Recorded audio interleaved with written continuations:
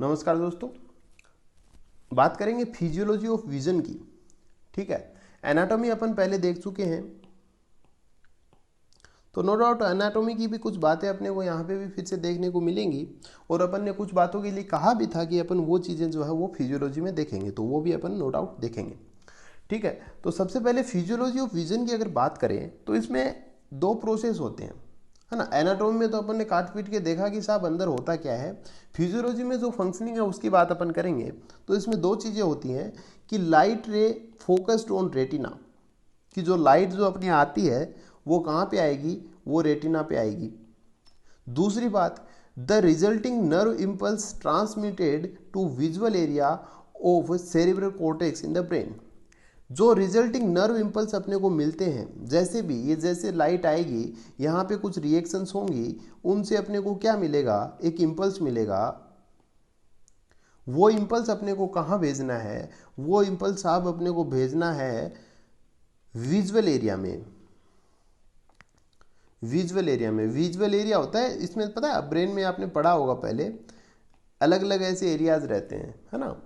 तो इसमें जो ये रीजन है, ये एरिया 17, एरिया नंबर 17 होता है। इसके अलग अलग नंबर्स होते हैं ना सारे, ऐसे ऐसे ब्रोकास एरिया वगैरह भी देखा होगा आपने, तो ऐसे मिलते हैं।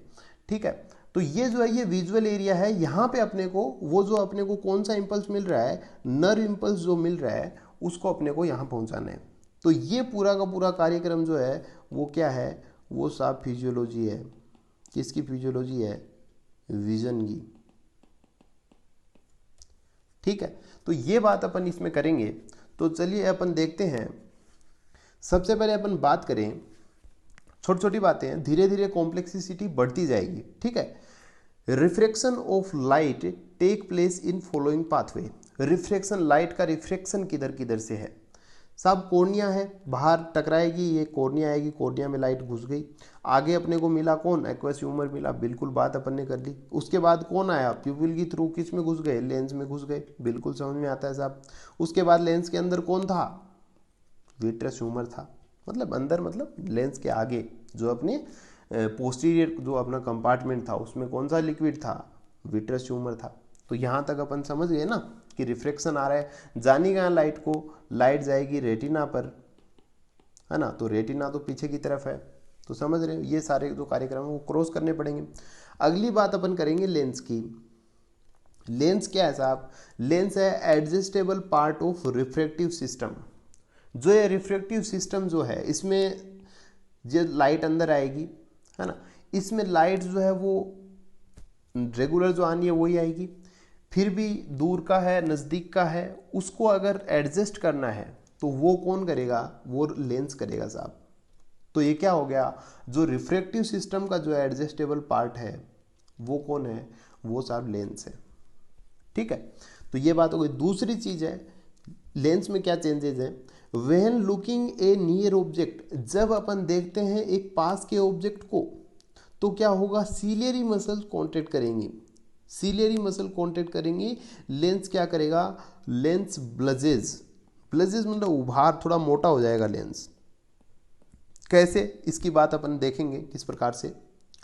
दूसरी चीज पहले देख लेते हैं, while looking at distant object, दूर का ऑब्जेक्ट अगर देख रहे हैं, उस चीज में क्या होगा साहब, जो सीलियरी मसल जो है वो क्या करेंगी, वो साहब रिलैक्स करेंगी,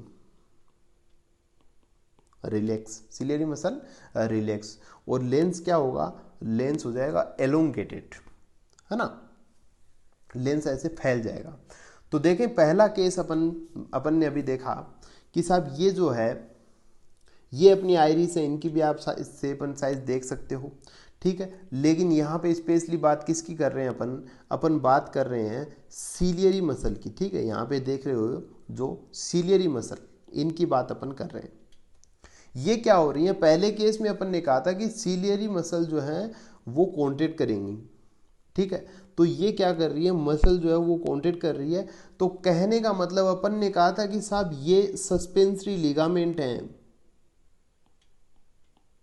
जो पकड़े रखते हैं किसको, सीलियरी मसल को लेंस से पकड़े रखती हैं, सस्पेंसरी लिगामेंट। एक नाम अपन ने और दिया था इनको, अपन ने कहा था कि इनको सीलियरी जोन्यूल बोलते हैं या फिर जोन्यूल ऑफ जीन्स, तो इनको क्या बोलते हैं, जोन्यूल बोलते हैं। ठीक है, जोन्यूल सफिशिएंट है। तो इनको अपन ने कहा था कि साहब जोन्यूल बोलते हैं। अब ये कह रहा है कि साहब जब मसल स्ट्रेच हो रही है, क्या हो रही है, कॉन्ट्रैक्ट हो रही है, तो अपने को पता है मसल क्या करेगी, फैलेगी साहब।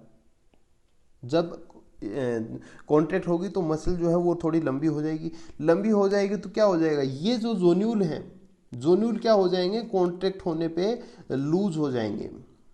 जैसे ही कॉन्ट्रैक्ट होगी जोन्यूल जो है वो लूज हो जाएंगे।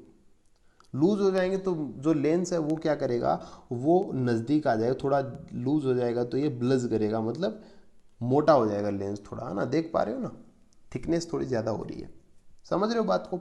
दूसरे में क्या हो रहा है, अपन ने कहा कि साहब अगर अपने को देखना है कौन सा दूर का ऑब्जेक्ट, उस केस में सीलियरी मसल क्या करेंगी, रिलैक्स करेंगी। रिलैक्स करेंगी तो क्या होगा, मसल हो जाएगी छोटी, छोटी हो जाएगी तो ये जो जोन्यूल है अपने, जोन्यूल में क्या आएगा, थोड़ा सा टेंशन आएगा, टेंशन आएगा तो लेंस पे भी टेंशन आएगी और लेंस जो है वो थोड़ा खिंच जाएगा तो वो थोड़ा पतला हो जाएगा, समझ रहे हो।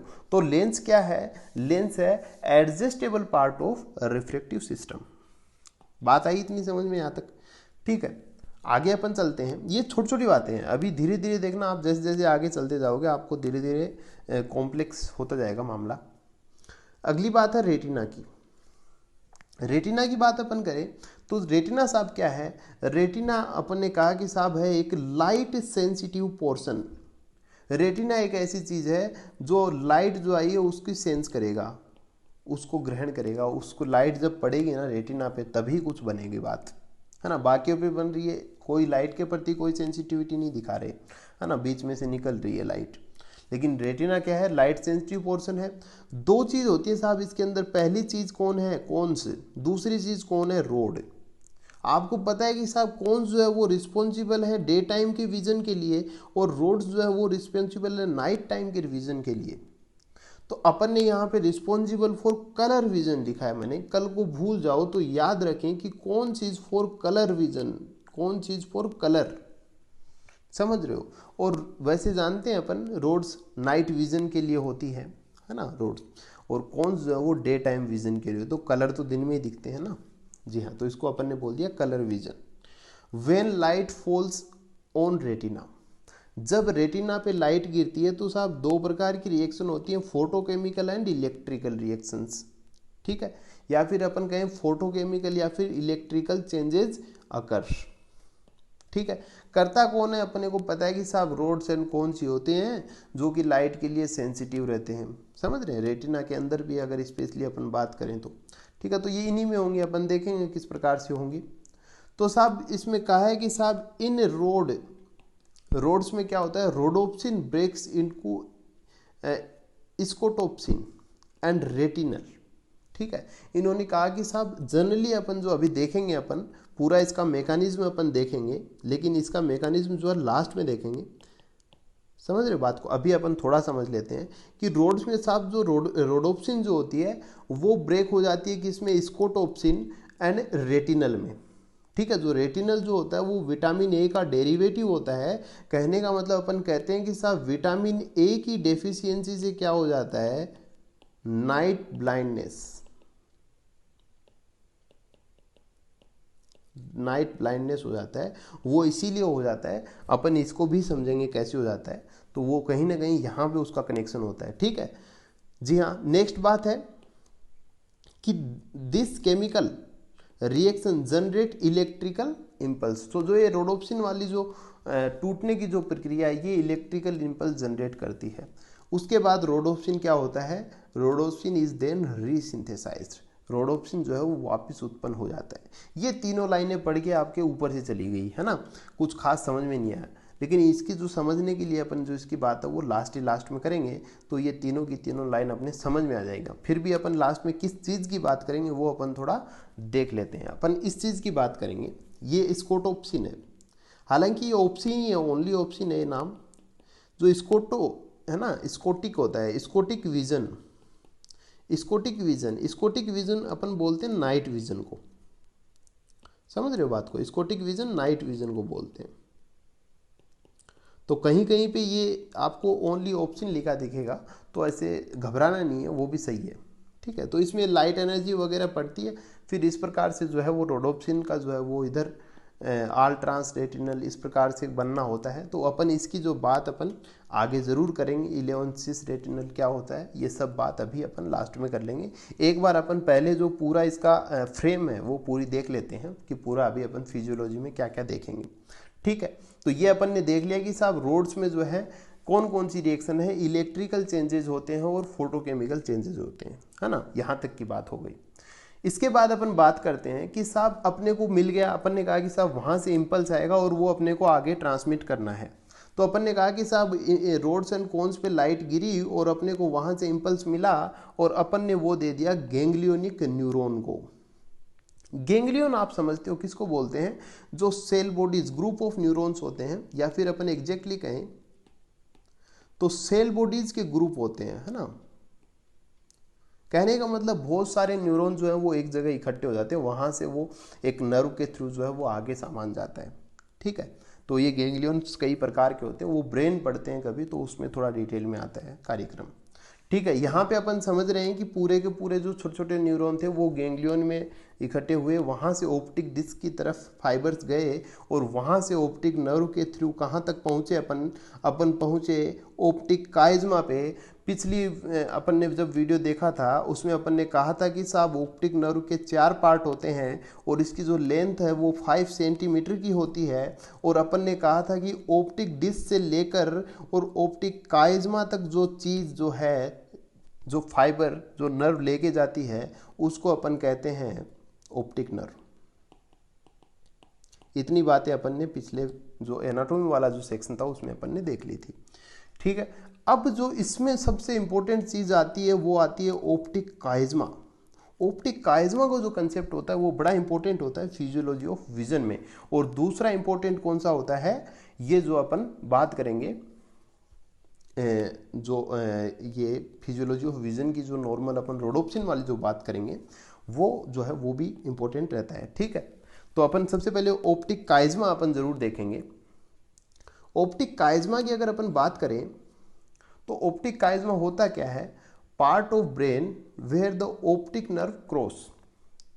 ब्रेन का वो भाग जहां पे ऑप्टिक नर्व क्या करती है साहब, ऐसे क्रॉस कर जाती है ना, उसी को अपन क्या कहते हैं, उसी को अपन ऑप्टिक काइज्मा बोल देते हैं, ठीक है। तो काइज्मा का मतलब क्रॉस से ही होता है, ठीक है। तो किस प्रकार से अपन समझते हैं कि साहब आंख में जो इमेज बनती है, आई में जो इमेज बनती है ना, ये एक साधारण सी बात है, अपन समझ लेते हैं उल्टी बनती है ना, इमेज बनती है मतलब सिर नीचे टांग ऊपर, जो रेटिना पे जो इमेज बनती है ना वो ऐसे ही बनती है।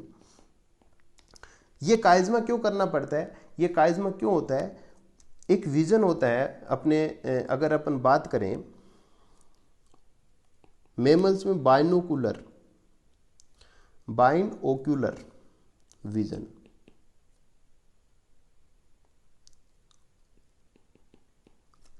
एक नाम और देखने को मिलेगा आपको, स्टीरियोसिस करके देखने को मिलेगा, या फिर ओनली स्टीरियो मान लो, स्टीरियोटिक मान लो, कुछ भी मान लो आप, स्टीरियो करके नाम मिलेगा ये, और ठीक है। ये दो नाम होते हैं। स्टीरियो का मतलब डेप्थ से है, कितना आपको क्लियर दिख रहा है, इस प्रकार से जो अल्ट्रा एचडी दिखता है ना आपको, अल्ट्रा एचडी ये ऐसा ही नहीं है ना, जो आपको साफ दिख रहा है एकदम सब, है ना, इसको बोलते हैं, ये स्टीरियोटिक है ना, स्टीरियोसिस भी बोल देते हैं इसको।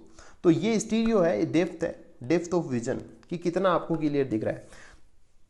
इससे भी पहले अपन देखें बाइनोकुलर विजन। बाइनोकुलर विजन का मतलब होता है बाई मतलब दो, और ओक्यूलर मतलब आंख। अपन समझ रहे हैं गधे घोड़े ऊंट सबके कितनी होती हैं, 2 आंखें होती हैं, अपने भी 2 ही आंखें होती हैं, समझ रहे बात को। तो अपन ये बाइनोकुलर विजन की जो है वो अपन बात करेंगे, और इस विजन को सक्सेस रेट होने के लिए, इस विजन को सक्सेसफुल बनाने के लिए किस चीज़ की जरूरत पड़ती है साहब, ऑप्टिक काइज्मा की जरूरत पड़ती है।